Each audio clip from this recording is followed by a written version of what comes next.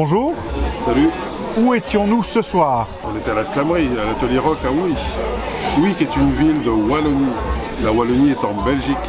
La Belgique est en Europe. L'Europe est sur une planète que nous nommons Terre. La Terre est dans un système stellaire assez petit en fait, qui se trouve dans ce que nous appelons la Voie lactée, qui est notre galaxie. Si on devait définir votre art, je commencerai, vous voyez, j'ai fermé les yeux, par du silence.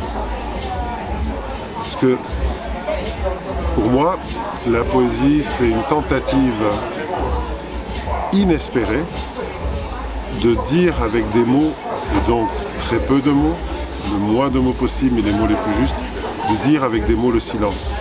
comment est-ce qu'on peut arriver à le transmettre de la meilleure manière qui soit? Les scènes slam comme la slamerie sont une bonne façon, des festivals, comme il en existe de plus en plus, de festivals de poésie, des soirées, mais aussi des soirées que l'on pourrait organiser à la maison. Hein. Toute maison, tout domicile, tout foyer pourrait devenir un domo des poésias, une maison de la poésie. C'est échanger, c'est partager ce plaisir que souvent l'enfant, par exemple, reçoit. Hein, l'enfant en bas âge reçoit très très vite et très bien. Et après, voilà, après il passe par sa période de contradiction qui est ce qu'on appelle la préadolescence et l'adolescence, qui est une conception très bourgeoise en fait, mais qui ensuite permet à l'être de redevenir peut-être autre chose dans l'âge adulte. La poésie serait-elle une forme de révolution? Pour moi, toute révolution doit être poétique. Vous avez écrit ici dernièrement 2 ouvrages. Est-ce que vous pouvez nous en parler ici en quelques mots, s'il vous plaît? Mais il y a Alrededor, qui veut dire tout autour, qui est un poème-conte, donc c'est un conte sous forme de poésie, et c'est l'histoire, on va dire, d'un Amérindien, pour faire simple, d'Amérique du Nord, probablement, au milieu du 19e siècle, qui s'isole de sa tribu, qui s'isole de ses responsabilités, pour chercher de l'or, mais toujours plus ou moins au même endroit.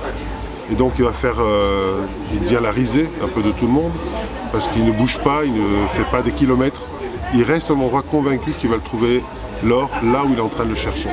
Du geste, je garde la mémoire. Le premier est publié chez Maelstrom, le deuxième chez Abra Palabra, qui est une maison d'édition d'Amé, liée à la maison de la poésie d'Amé. Et c'est une collecte de textes qui vont de 2002 à 2016. Donc c'est une exception dans ma production de livres. C'est des textes qui n'étaient reliés à aucun recueil, vous voyez.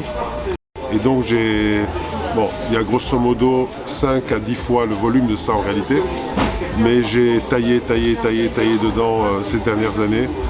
Et je suis arrivé à garder juste 70-80 pages. Si vous deviez vous décrire dans votre forme artistique, comment est-ce que vous vous décririez? Je suis un barbare. Je suis un animal.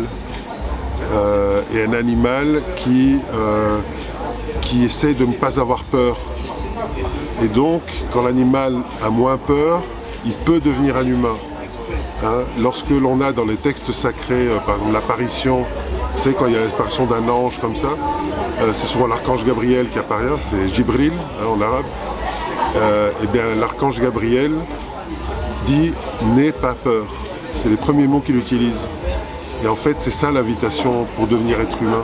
C'est ne pas avoir peur, en train de vouloir nous faire peur.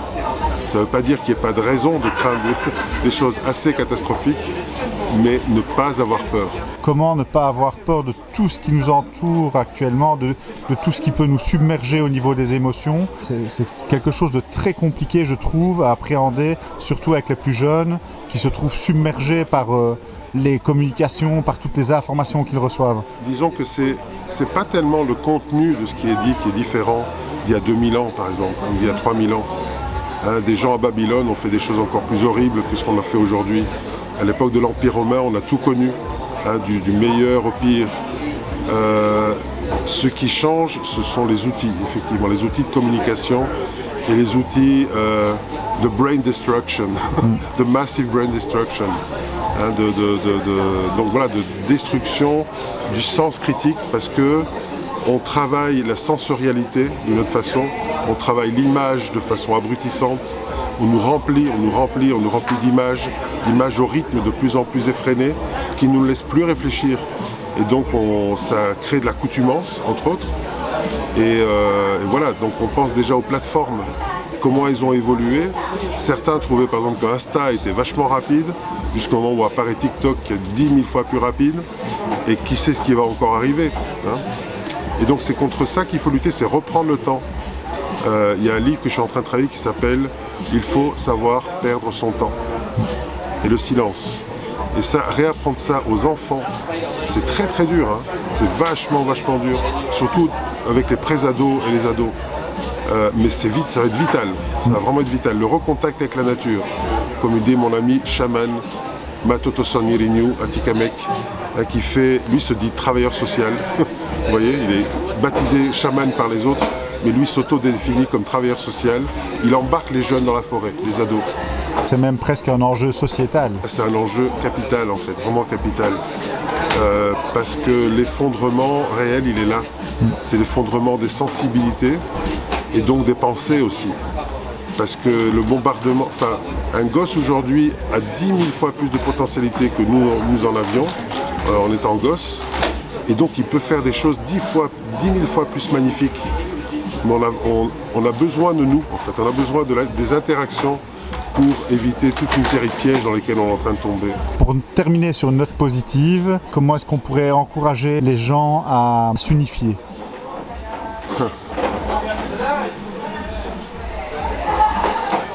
Faire l'exercice de temps en temps de se lever tôt, juste avant que n'arrive l'aurore.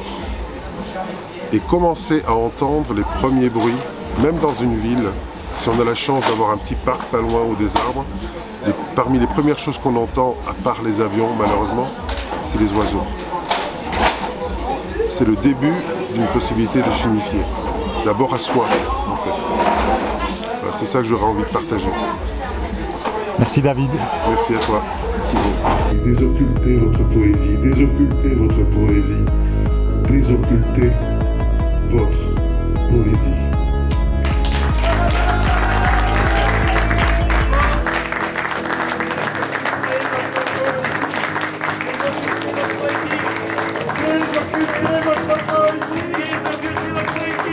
Cette soirée est dédiée à l'union.